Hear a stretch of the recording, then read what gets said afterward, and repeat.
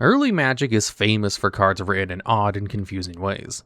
But over time, Wizards has gotten much better about making cards easy to understand. This makes the more recent cards that are confusing or unintuitive, either in how they play or how they read, all the more surprising to see. The confusing cards that get released nowadays, by necessity, have far more interesting stories behind them. So today, we're going to go over some of the more confusing cards released recently and explain why someone might not understand them and how they work. And starting things off at number 10, we have Chthonian Nightmare. This is an enchantment with the mana cost of 1 and 1 black. It has the abilities where, when it enters, you get 3 energy counters. And you can pay X energy, sacrifice a creature, and bounce Nightmare back to your hand to return target creature from your graveyard with a mana value of X to the battlefield. But you can only do this as a sorcery. Now, Chthonian Nightmare is a direct callback to the card Reoccurring Nightmare, which was a very confusing card in its own right. Similar to Chthonian, this is an enchantment, but instead of using energy, it just allows you to sacrifice a creature and return it to your hand to reanimate any creature. Recurring Nightmare was a pretty broken card, not just because it could reanimate absolutely anything repeatedly, but also because of how it interacted with Magic's priority system. You see, when you play a card in Magic, as long as it's your turn, how priority will work is that each player, starting with you, will get a chance to respond to you casting the spell before it resolves. Once it does resolve, priority, meaning the ability to act, will go to the turn player, which on your turn will be you.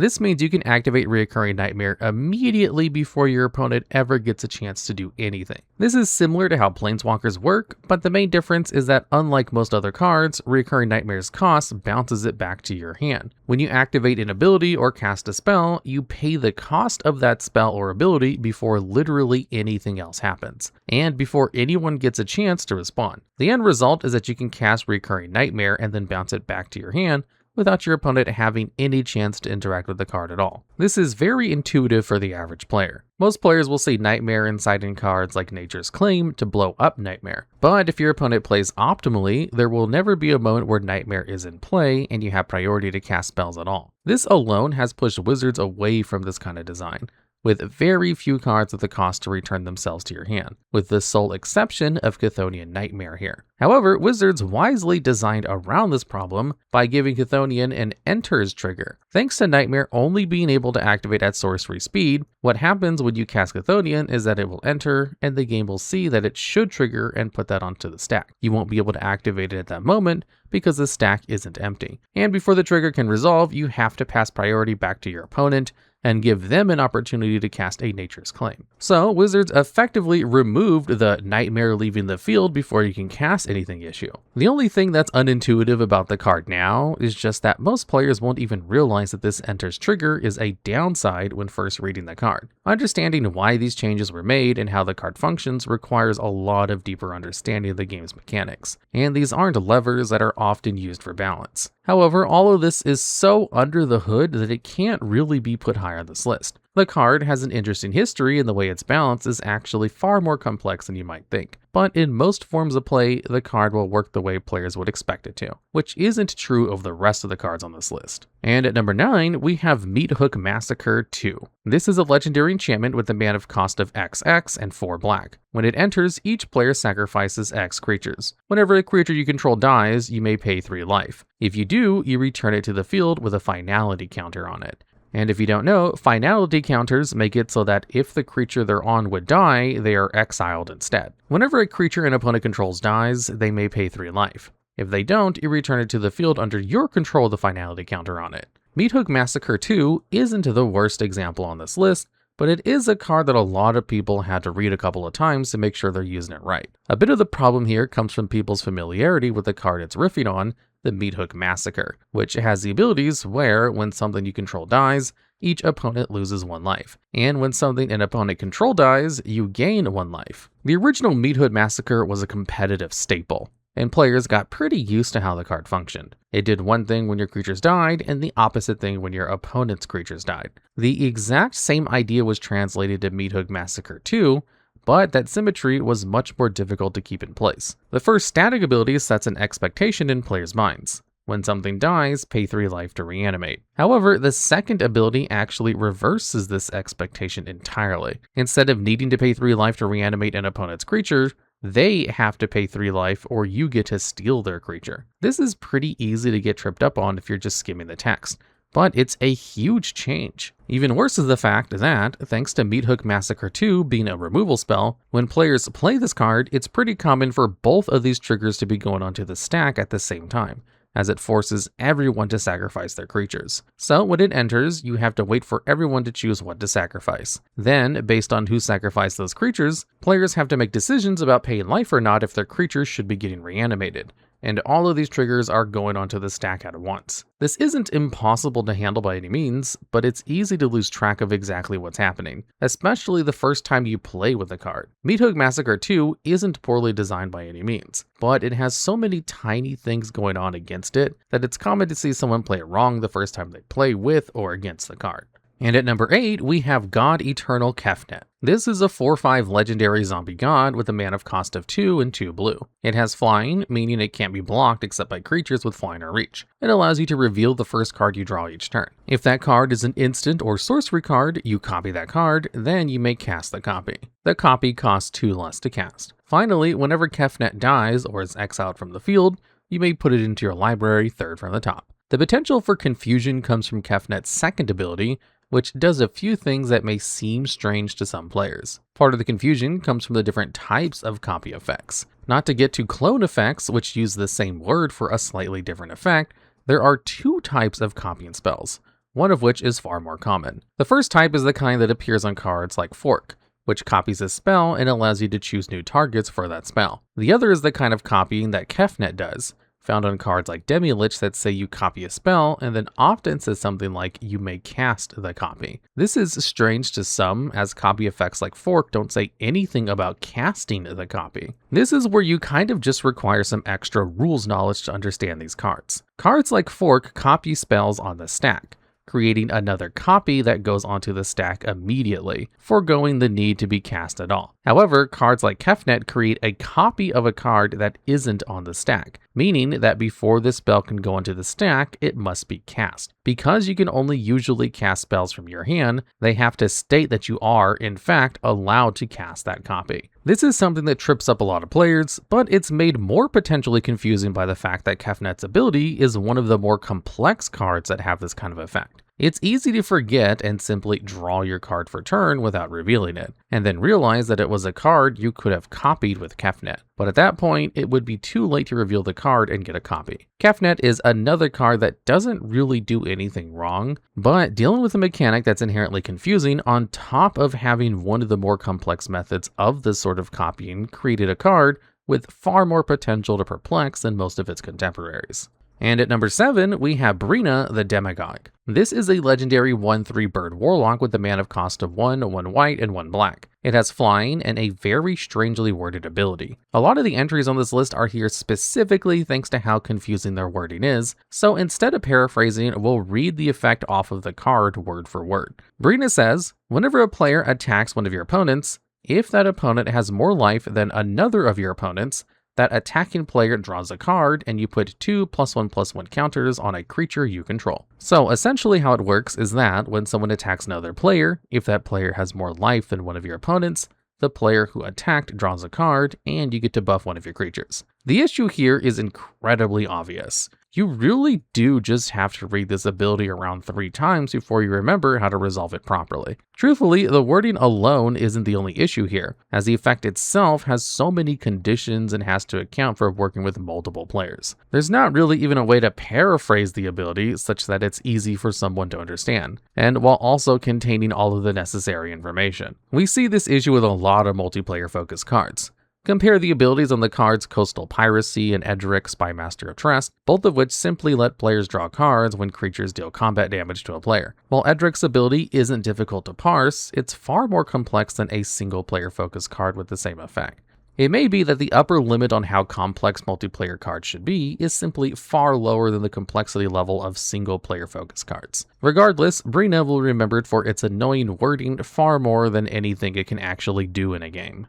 And at number 6, we have Kutzil, Malamet Exemplar. This is a 3/3 legendary cat warrior with a mana cost of 1, 1 green, and 1 white. It has the ability where your opponents can't cast spells during your turn. It also has the ability, quoted verbatim, whenever one or more creatures you control, each with power greater than its base power, deals combat damage to a player, draw a card. Now, there are a few things about Kutzil that are unintuitive, especially on first read. For one, trying to communicate that Kutzil is a payoff for increasing your creature's power in any kind of way is kind of difficult to actually write in rules text. If it were just a +1/+1 counter or something else easily trackable, it wouldn't be an issue to simply write that. But if you want to account for every effect that buffs creatures, you instead have to use this much more verbose wording instead. Second, the exact wording here is also a bit weird. The word each sticks out as slightly strange. It almost feels like it's trying to say that if you hit a player with one creature who doesn't have a buff,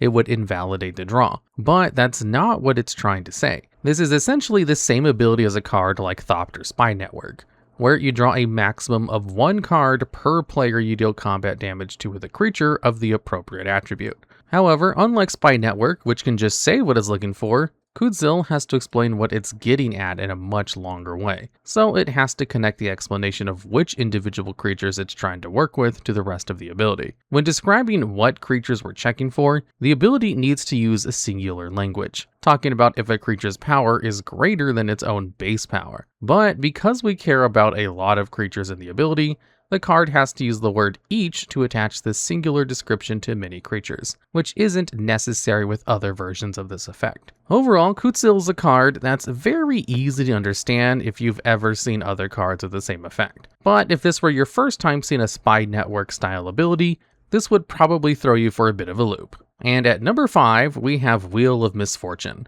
This is a sorcery for 2 and 1 red that's supposed to be a take on the classic reserve card, Wheel of Fortune. The original wheel simply makes each player discard their hand and then draw 7 cards. And Misfortune technically also does this, but with way more hoops involved. How it works is that each player secretly chooses a number, then they reveal the number they chose. Wheel deals damage to the player who chose the highest number equal to their number. Then every player except for the player who chose the lowest number discards their hand, then draws 7 cards. Essentially, it turns the simple Wheel of Fortune into a game of chicken. If you choose a low number, you may not get to draw a full new hand of 7 cards, but you can also end up taking a lot of damage if you're not careful. Now, the wording of this card has a similar issue to Breena, but nowhere near as severe. It has to account for multiple players being involved, as it is a multiplayer focused card.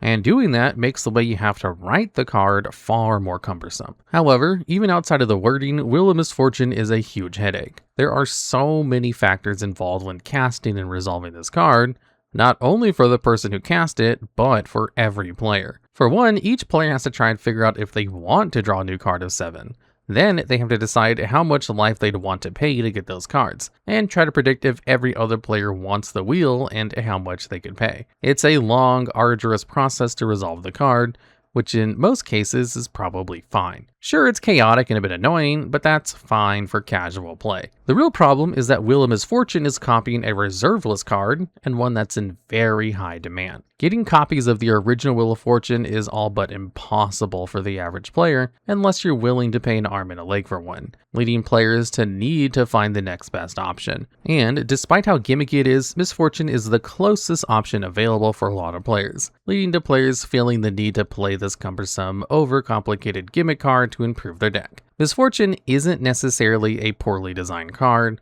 as it's likely just supposed to be a fun gimmick. But what people wanted the card to be was a meaningful replacement for Wheel, which the card was never intended to be. This mismatch of expectations is what has ultimately led to the card being a complete headache for a lot of players. And at number 4, we have Lagrella the Magpie. This is another card where the exact wording is suspect, so we'll be reading that card verbatim once again. It's a legendary 2/3 human soldier with a mana cost of 1 green, 1 white, and 1 blue. It is the ability where, when Lagrella the Magpie enters, exile any number of other target creatures controlled by different players until Lagrella leaves the battlefield. When an exile card enters under your control this way, put 2 +1/+1 counters on it. Now, the first sentence of the ability is a bit unwieldy, but it's the second sentence that made this card completely infamous. Simply put, it feels like the card just changed effects halfway through or something like that. The ability has only talked about making creatures leave the battlefield so far. So where is all this business about a creature entering under your control this way coming from? Of course, within the game rules, this wording is correct, but often this only makes sense after how the card works has been explained to you.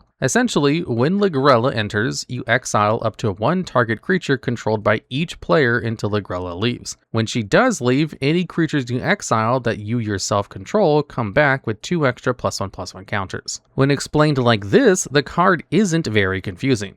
But Lagrella's actual wording is just semantically confusing. Lagrella is maybe the poster child for cards where the needs of Magic's rule system runs counter to normal English. While the wording it needs to be this way for the rules, it does such a poor job explaining how the effect works to the reader that this kind of effect may simply need to be avoided in design to get around these issues. And at number 3, we have the entire Cleave mechanic. This is a keyword ability where you cast a spell for its cleave cost instead of its normal mana cost. And if you do, you remove all the text in the brackets from a card's effect. As soon as this mechanic was revealed, it caused a lot of people to roll their eyes, and for pretty obvious reasons. It's a mechanic that reeks of someone trying to be clever instead of trying to design something that's fun and intuitive. At its base, it's just a version of Kicker that's more difficult to understand.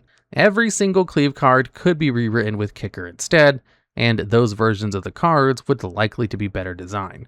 The issue is very simple. To understand what a Cleave card does, you have to read it more than once. The mark of a well-designed card should normally be that after reading it over the first time, you'd be able to start to understand how the card functions and what its uses are. This will basically never happen with a Cleave card, with a couple of exceptions from people who are already familiar with the mechanic and savvy with the game's templating. Look at Fierce Retribution, for example. This is an instant for 1/1 white and a cleave cost of 5 and 1 white. Its text is, destroy target attacking creature, with attacking in brackets. This means that its normal mode is to pay 2 mana to destroy an attacker. However, if you cleave it, the word attacking is removed, meaning that it instead reads destroy target creature. So the card is either 2 mana to blow up an attacker, or 6 to destroy anything, an idea that other cards have communicated far better. Seized from Slumber is a card with similar modality, but handles the cost change by simply having a cost reduction when targeting certain creatures, making it far easier to understand what the card does. Reading the text of most Cleave cards feels like designers have asked you to try and solve a puzzle, but not the fun kind of puzzle like cards with One with Nothing ask of you, where you try to imagine how the card could be useful. The puzzle is just figuring out how the card works at all, which is not what players should be concerned about while playing Magic. Cleave earned its reputation as one of the silliest mechanics Wizards has ever rolled out, and it's going to be quite hard for them to top this blunder. And at number 2, we have Saruman of Many Colors. This is yet another card where we'll be reading the ability exactly as written to show why it's so unintuitive. This is a legendary 5/4 Avatar Wizard with a mana cost of 3, 1 white, 1 blue, and 1 black. It has Ward, discard an enchantment, instant or sorcery card, meaning that if your opponent can't pay this cost when they target it, the spell or ability gets countered. Finally, the last ability reads, whenever you cast your second spell each turn, each opponent mills 2 cards. When one or more cards are milled this way, exile target enchantment, instant, or sorcery card with equal or less mana value than the spell from an opponent's graveyard. Copy the exiled card. You may cast the copy without paying its mana cost. This card is more complex than average to start off with, but that complexity alone isn't what befuddled players. Similar to Lagrella, Saruman's text box is easy to get lost in. The phrase with equal or lesser mana value than that spell sort of comes out of nowhere, thanks to just how much text is in between it and the part of the effect that refers to you actually casting that spell. Even worse, the syntax of the sentence sort of implies that we should be past caring about the spell you cast. It doesn't use a word like then, implying that the entire effect is continuous, but rather it uses when, implying that at this point, we're talking about an entirely different event. Or at least, it's easy to interpret it that way. Within the game rules, there's a good reason for this choice. Normally, they would have used a phrase such as then, but this is what is called a reflexive trigger, meaning that it actually creates a second trigger on the stack once your opponent mills the appropriate cards. The reasons for this are obvious. You can't target a card that isn't in the graveyard yet.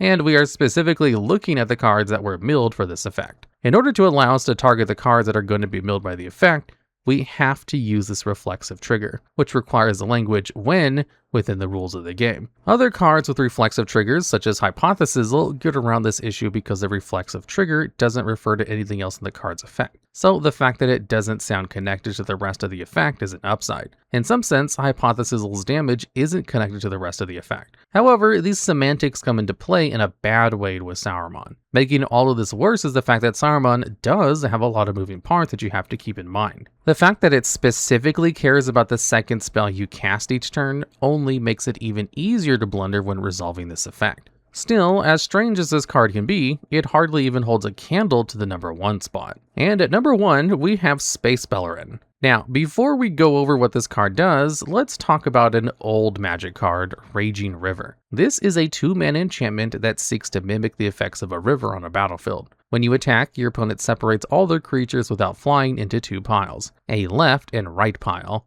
Then you do the same. Each creature can only be blocked that turn by other creatures on the same side of that river. Raging River is kind of an infamous card for a few reasons. Not only is it terribly cumbersome to play with, it quickly gets worse if you have multiple copies of Raging River in play. It was largely decided that Raging River was a mistake that should never be repeated. So of course, Wizards decided to repeat that mistake nearly 30 years later with Space Beleren's Space Sculptor ability. While Space Beleren is on the field, every creature must be assigned to one of 3 sectors, Alpha, Beta, and Gamma. Each of Space Beleren's abilities will interact with cards in one of these 3 sectors. The +1 makes it so that creatures can only be blocked by other creatures in the same sector this turn. So literally just Raging River's effect. The -1 puts a +1/+1 counter on each creature in the sector of your choice.